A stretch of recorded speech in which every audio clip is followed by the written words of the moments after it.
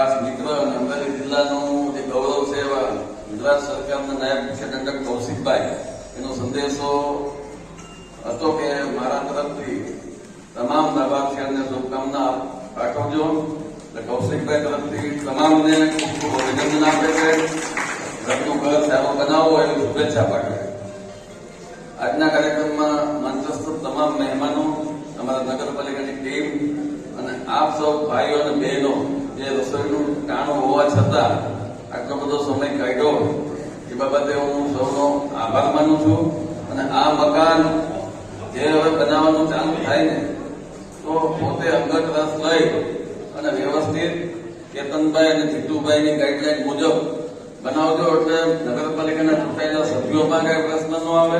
તમે સભ્ય કહો, સભ્યો અમને એટલે કાંઈ પ્રશ્ન ન આવે. બધા મકાન વહેલી તકે પૂરા થાય અને આપણે પાછો જેવી સાહેબની હાજરીમાં જ એવું કરીએ લોકાર્પણ તમારી ઘરે ઘરે કરીએ આપણે. એટલે એ રીતે કામ કરજો. ક્યાંય અટકો ત્યાં કહેજો, જરૂર પડે ત્યાં અમે તમારી સાથે ઉભા છે ગમે ત્યારે. પણ કામમાં કોઈ એવું ન કરતા કે ભાઈ કોઈ પૈસા રોકે સિસ્ટમ થઈ કે 3.5 લાખનું મકાન હતું ને જઈ હપ્તો આવે તે પૈસા દેવાના. મકાની બનાવી હતી સુપતભાઈ ઉનાવા બેઠા છે, એના ઘણા કામ એવા કર્યા હતા. પણ આપણે એ રીતે મકાન નહીં બનાવીએ. આપણે જાતે જ મકાન બનાવવાનું છે.